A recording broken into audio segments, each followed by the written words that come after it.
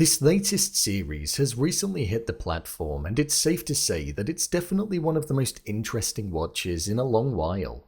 Focusing on several individuals upon a steamship called Kerberos heading in the direction of New York City in the year 1899, many strange things occurred, and the final destination was very different to what we thought when we first boarded. One of those strange things that occurred was the character Elliot.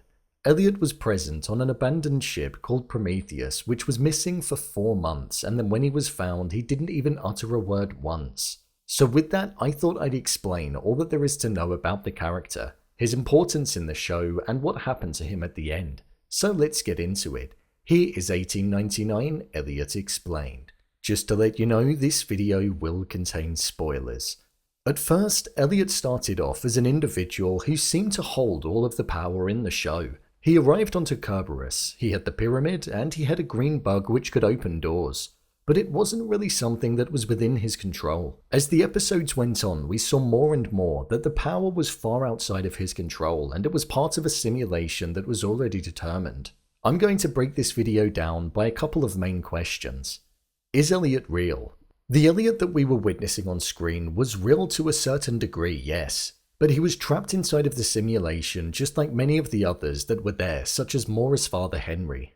In the real world, Elliot was Maura and Daniel's son, and he had an illness and was dying. Maura couldn't stand the idea of losing her son, so she kept him alive so he could be trapped inside of the simulation as a way of being able to spend time with him. However, upon her brother Kieran corrupting the main source code and changing the simulation to be this infinite loop where her memory was wiped, it meant that he, along with Daniel, were both trapped inside, with no way of getting out, as Maura had the key to be able to wake them up. This is also why Maura was unable to remember him, despite the fact that she was the reason that he was in there. Elliot is the whole reason as to why the simulation was built, and whilst Elliot's father was against the idea of injecting him with the substance to keep him alive, in reality he could have been sitting there struggling and unable to function, but because he was breathing and was alive, he was able to be part of the simulation, which meant that she could speak with him and spend time with him. We know that physical appearance from the real world doesn't transcend into the simulation, as we saw with many of the characters in the closing scene, so we don't know what he's like in the real world outside of the simulation. Does Elliot hold powers? The answer to that would be no. I would have to assume that just like all of the others on the ship, he's just as regular as the rest of them. Granted, if he were to gain access to the device that Daniel and the first mate had, then he'd be able to alter elements of the ship, the location, and many other things. However, on his own, he's rendered powerless just like a regular person. He was able to re-enter the ship after being thrown overboard because it was essentially like a respawn, and I don't know if it was 100% him that stopped time for a brief moment. That could have been the masters at play in the simulation. Why did Elliot have the pyramid? During the first 3 quarters of the season, we saw that Elliot had the pyramid alongside him wherever he went. It was only at the end of the season that he didn't have it alongside him. This was because Henry had it and wanted it so he'd be able to wake up and exit the simulation. However, due to Daniel changing the code to be able to exit the simulation and transferring it to the wedding ring, it rendered the original pyramid useless. Henry had the pyramid at the start of the season because he wanted to use it with his mother Maura, his father Daniel, and also himself in order to wake up from the simulation together, just as we saw Henry trying to do in the office at the end of the season but failing to do so. Did Elliot survive the ending?